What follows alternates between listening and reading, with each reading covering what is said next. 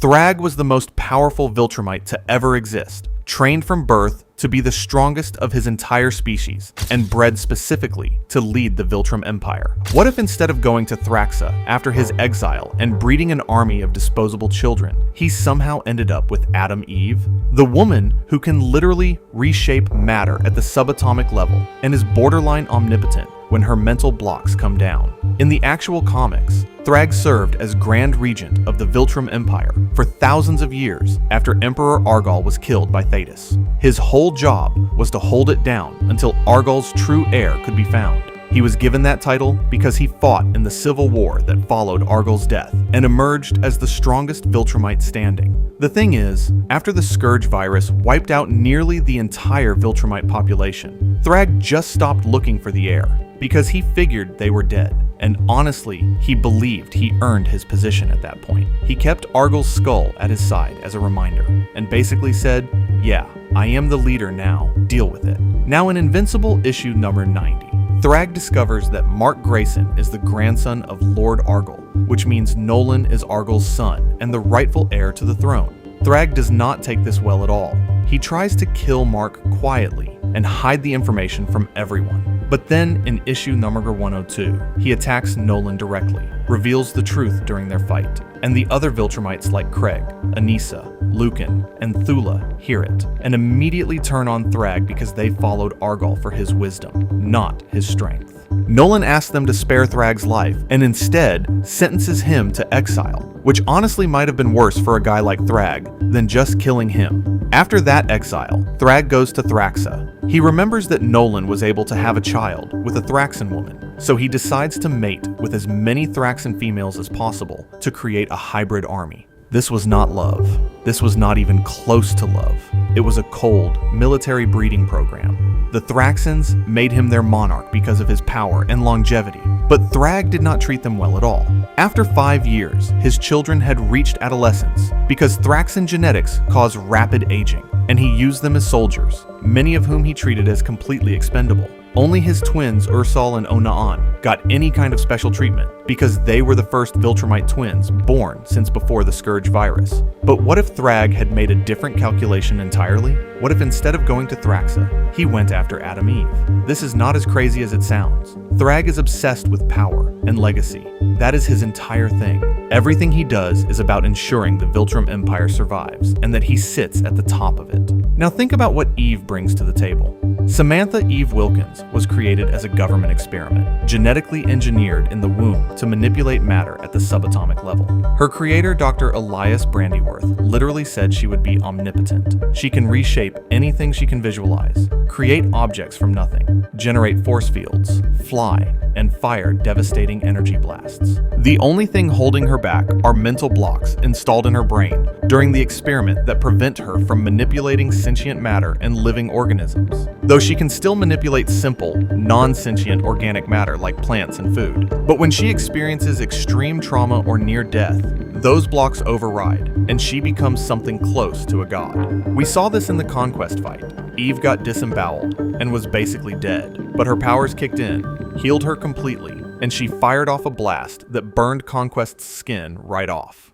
After that, she told Mark that the near-death trauma overrode her mental blocks and allowed her to use her powers on organic matter for a short time. And then in issue number 132, when Thragg and his daughter Ursal seemingly kill both Eve and Mark, Eve's resurrection powers bring both of them back to life. And she gives Mark a power boost strong enough for him to fight Thragg in a prolonged battle. And then, in the very last issue, issue number 144, Eve dies of old age, and her body just resets itself back to her prime, confirming she is essentially immortal. So now imagine Thragg, a tactical genius who led an empire for millennia, gets his hands on someone like that. Not through love, obviously, because Thragg does not really do love.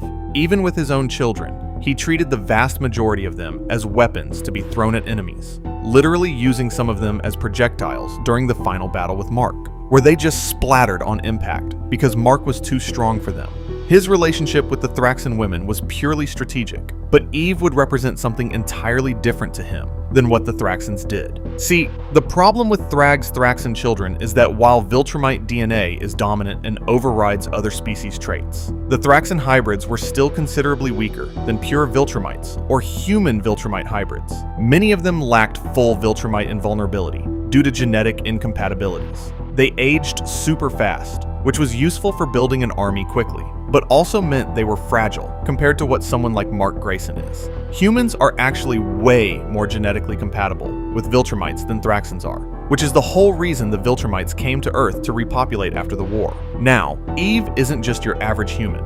She's genetically engineered whose abilities work at the subatomic level. If Thragg actually had kids with Eve, those children would basically be walking cheat codes, inheriting Viltrumite physical stats, along with Eve's insane matter manipulation. Since Viltrumite DNA is super dominant, but Eve's powers are literally hardwired into her at a biological level, you could argue that their offspring would be the most broken characters in the entire Invincible series. Imagine kids with Thragg's raw strength and a 1,000-year lifespan, plus the ability to literally rewrite reality on the fly. That's honestly a terrifying thought.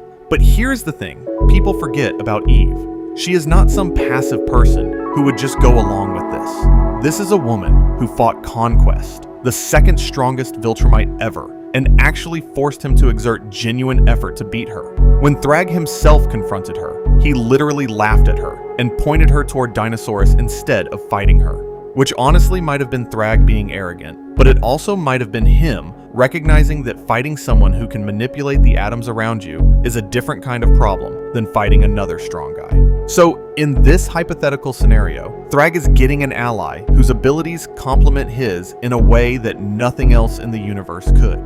Thragg's weakness has always been that he is just raw power and tactical skill. He can beat almost anyone in a straight fight, but he has no answer for someone who can restructure matter at will.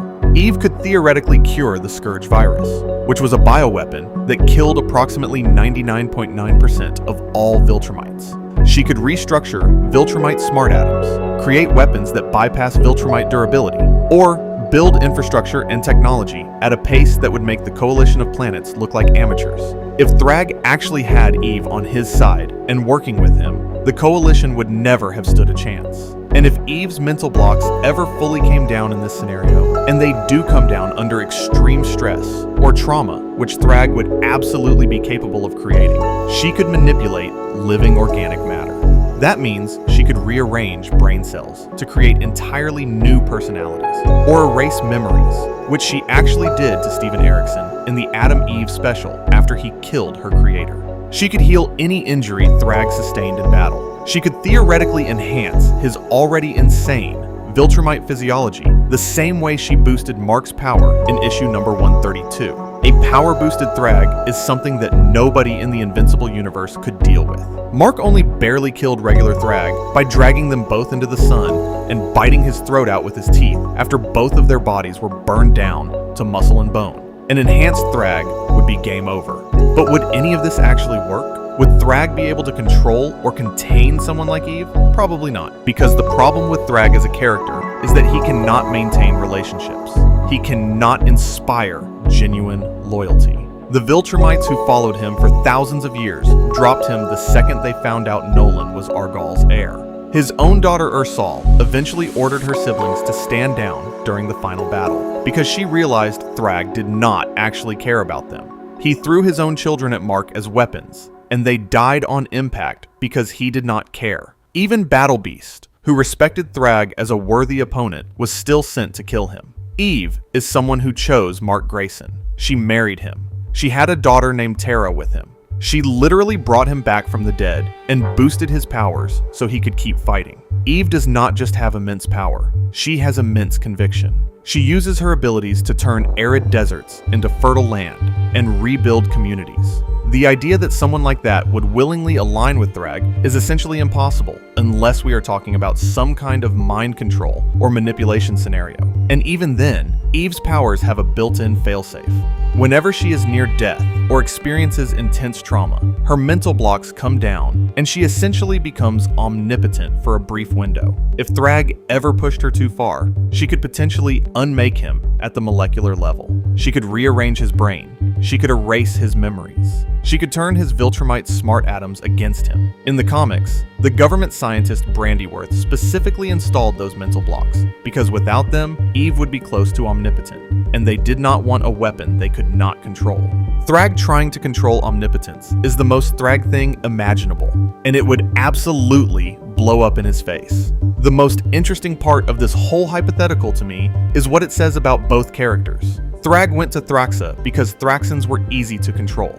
They were weaker, shorter lived, and they had already accepted Nolan as their ruler, so they had a precedent for following powerful aliens. Eve would have been the smarter strategic choice in terms of raw power output, but Thragg would never choose her because he can't risk having someone near him who might actually be more powerful than he is. That is exactly why he tried to hide the fact that Nolan was Argal's heir instead of just accepting it. Thragg's fatal flaw is not his lack of power. He is the strongest Viltrumite who ever lived. His fatal flaw is that he cannot share power with anyone. He cannot trust anyone. He cannot love anyone. And that is exactly what got him killed in the sun with Mark's teeth in his throat, while his own children surrendered behind him. Eve, on the other hand, literally embodies the opposite of everything Thragg stands for. She was created to be a weapon, but chose to be a hero. She had the power to reshape the world, but used it to grow crops and rebuild homes. She could have been omnipotent, but her own psychology kept her grounded. And when the people she loved were in danger, she unlocked her full power for protection. And in the invincible universe, we already know which philosophy wins. Mark killed Thragg. Eve lived forever.